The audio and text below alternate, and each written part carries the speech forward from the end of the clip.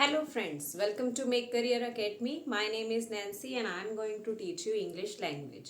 आज की वीडियो में हम प्रोनाउन सीरीज का नेक्स्ट टाइप लेकर आए हैं, that is relative pronoun. Relative pronoun जैसा कि नेम से ही क्लियर है, रिलेट कर रहा है। किसको रिलेट कर रहा है? डिपेंडेंट क्लोज को इंडिपेंडेंट क्लोज से रिलेट कर रहा है। इसको अच्छे से समझने के लिए पहले इसकी एक बार डेफिनेशन देख लेते हैं। डेफिनेशन कहती है relative pronouns are placed directly after noun और प्रोनाउन, यानी कि रिलेटिव प्रोनाउन जो होंगे वो नाउन या प्रोनाउन के बाद लिखे जाएंगे, विच दे मॉडिफाई। किस नाउन और प्रोनाउन के बाद लिखे जाएंगे? क्योंकि प्रोनाउन का मतलब क्या होता है? रिप्लेस करना नाउन को। तो किस नाउन और प्रोनाउन के बाद लिखे जाएंगे? जिसको वो मॉडिफाई कर रहे हैं या जिसको वो रिप्लेस कर रहे हैं। And show relation between dependent clause and independent clause. Dependent clause और इंडिपेंडेंट क्लोज के बीच में रिलेशन शो कर रहा है। अब इस एग्जांपल के थ्रू समझते हैं। यहां लिखा है he is the person who helped me. ठीक है, अब यहां देखिए हु जो है दैट इज रिलेटिव प्रोनाउन। ठीक है, हु क्या है? रिलेटिव प्रोनाउन है। ये किसके बाद लगा? द पर्सन, किसी नाउन के बाद लगा। ठीक है, यहां पर ही इज द पर्सन कौन है भाई? हु हेल्प्ड मी, जिसने मेरी हेल्प की थी। यानी कि इसी पर्सन के बारे में बता रहा है, यानी कि इन दोनों को रिलेट कर रहा है, इन दो क्लोजेस को। ही इज द पर्सन और helped me, who helped me, इसको क्या कर रहा है? रिलेट कर रहा है। हु जो है इस पर्सन के लिए लगा है।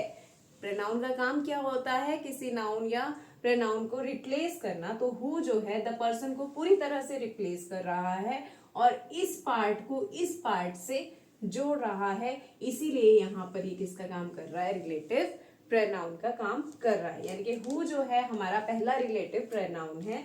इसके अलावा हमारे पास बाकी रिलेटिव प्रोनाउन कौन से हैं? पहला तो हो गया हु, फिर है whom, फिर है which, फिर है what और फिर है दैट।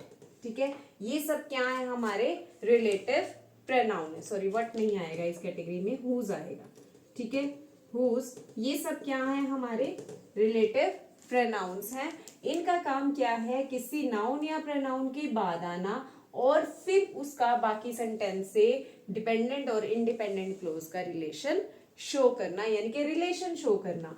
हु शो कर रहा है सब्जेक्टिव केस को, whom शो कर रहा है ऑब्जेक्टिव केस को, which बताता है चॉइस। ठीक है, which बताता है चॉइस और whose बताता है पोजेशन को। ठीक है, और that भी होता है हमारा, इंडिकेट करता है जिस चीज के लिए। ठीक है, अब that यूज हो सकता है पर्सन के लिए, एनिमल के लिए और थिंग के लिए। इन सभी को हम वन बाय वन अच्छे से डिस्कस करते हैं with the help of examples. कुछ एग्जाम्पल्स के थ्रू हम इनको एक एक करके समझते हैं। So look at the examples.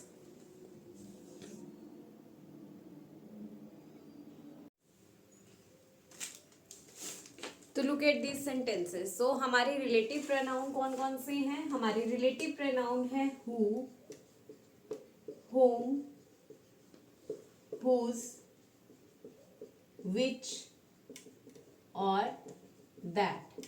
ठीक है, ये सब हमारे रिलेटिव प्रोनाउन है। इसमें से कुछ वर्ड्स आपको इंट्रोगेटिव प्रोनाउन में भी देखने को मिले थे, हु, whom, whose, which, ये इंट्रोगेटिव प्रोनाउन में भी थे। वहां पर इनका फंक्शन क्या था?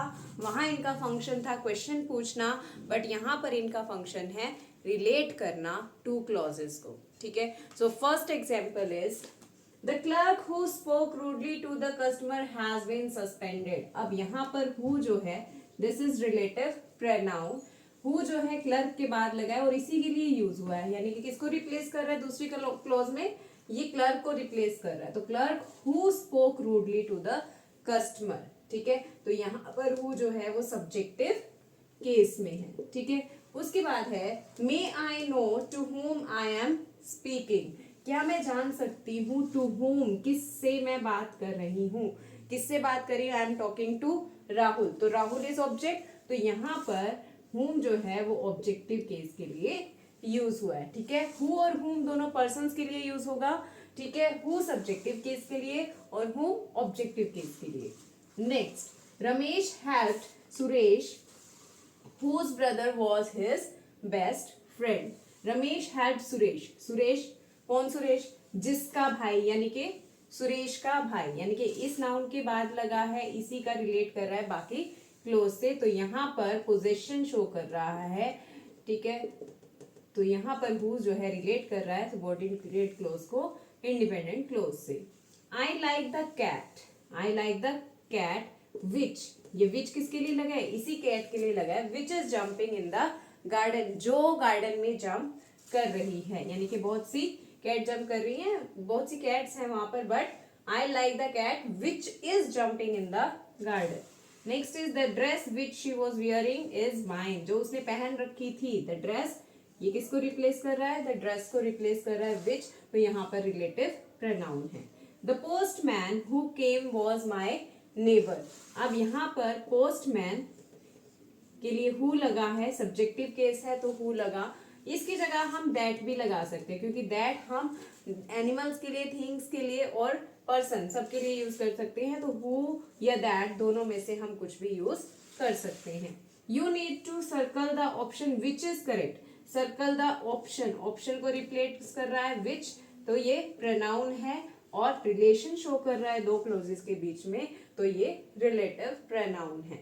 ठीक है, तो यहाँ पर हमने पढ़े relative pronoun, who subjective case के लिए, पर्सन के लिए, हुम ऑब्जेक्टिव केस के पर्सन के लिए, विच चॉइस के लिए, अब यहाँ पर एनिमल भी हो सकता है, थिंग भी हो सकता है और पर्सन भी हो सकता है। ठीक है, फिर उसके बाद आ गया हमारा दैट, दैट भी एनिमल, थिंग और पर्सन के लिए यूज होगा।